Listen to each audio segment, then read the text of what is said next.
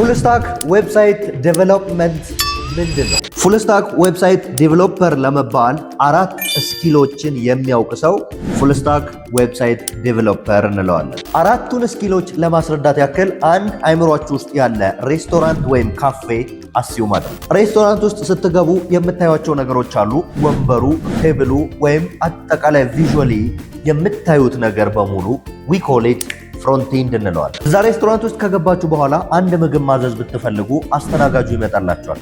የእናንተን ትዕዛዝ ሊቀበል ወይም ሜኑ ሊሰጣችሁ። ያንን አስተናጋጅ ኤፒአይ እንለዋለን። ምግባችሁን ካዘዛችሁ በኋላ በኤፒአያችሁ ወይም በአስተናጋጃችሁ አማካኝነት ባክኢንድ ላይ ወይም ደግሞ ኪችን ውስጥ ገብቶ ትዕዛዙን ያደርስላችኋል። እያንዳንዱን ኢንግሬዲየንት ተጠቅመው የሚቀምሙት ሰዎች ባክኢንድ በሉ። ያንን ምግብ ለመቀመም የተለያዩ ምግቡን ለማጣፈጫነት የሚጠቅማቸውን ኢንግሬዲየንት ወይንም ደግሞ ቅመማ ቅመሞች ከኪችን ካቢኔቱ ላይ ወይም ደግሞ ፍሮም ደ ሼልፍ እያነሱ ይጠቀማሉ።